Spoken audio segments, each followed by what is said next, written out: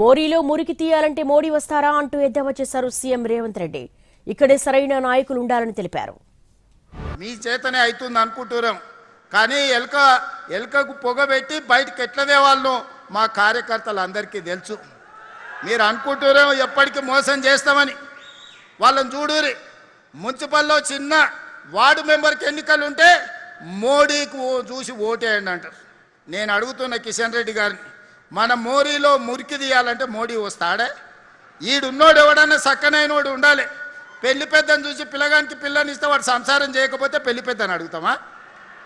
ఇవాళ ఈడ ఓట్లు వేసేటోడు మనకు పని చేసేటోడు అయి ఉండాలి, మనకు అందుబాటులో ఉన్నోడు కావాలి, మన సమస్యలు తెలిసినోడు కావాలి. 12 ఏళ్లలో మోడీ ఏం చేశారో 10 ఏళ్లలో కేసీఆర్ ఏం చేశారో చెప్పాలన్నారు సీఎం రేవంత్ రెడ్డి. 2 ఏళ్లలో తానేం చేశానో అసెంబ్లీ వేదికగా చెప్పడానికి సిద్ధంగా ఉన్నారని తెలిపారు. ఇవాళ పదే నువ్వేం చేసినావని నన్ను అడుగుతున్నారు.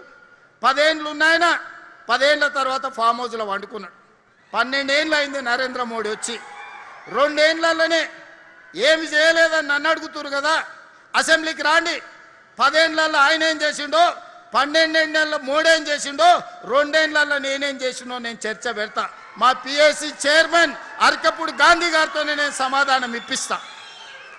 2 ఏళ్లలో ఏమేమి పనులు చేసినో, ఏమేమి విధాన నిర్ణయాలు చేసినో, ఏ విధంగా మన రాష్ట్ర అభివృద్ధి కోసం ప్రణాళికలు సిద్ధం చేసినో అసెంబ్లీలో 4 రోజులు దీని మీదనే చర్చ పెడతాం.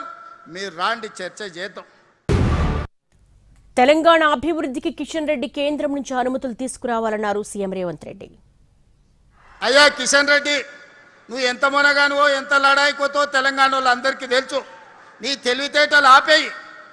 మోడీ గారిని అడుగు, ప్రాణహిత చేవెళ్ల మీద తుమ్మిడేటి ప్రాజెక్టు మహారాష్ట్ర ముఖ్యమంత్రి మనతో చర్చించడానికి రాకుండా అడ్డుపడుతున్నది మీరు కాదా? ఈరోజు గోదావరి నుంచి ఈ నగరంలో విస్తరిస్తున్న జనాభాకు 20 టీఎంసీల తాగునీళ్లు తేవాలని పనులు ప్రారంభిస్తే ఆ నిధులు రాకుండా అడ్డుకుంటున్నది మీరు కాదా? ఇవాళ సింగూరు జలాలను నగరాన్ని దాహార్తిని తీర్చడానికి ప్రయత్నం చేస్తుంటే అడ్డుపుల్ల పెట్టింది మీరు కాదా? ఈరోజు నరేంద్ర మోడీ గారు సబర్మతి రివర్ ఫ్రంట్ కట్టుకుంటే అబ్బా ఆహా ఓహో అని నువ్వు డప్పు కొడతావట్టి ఆయనకు.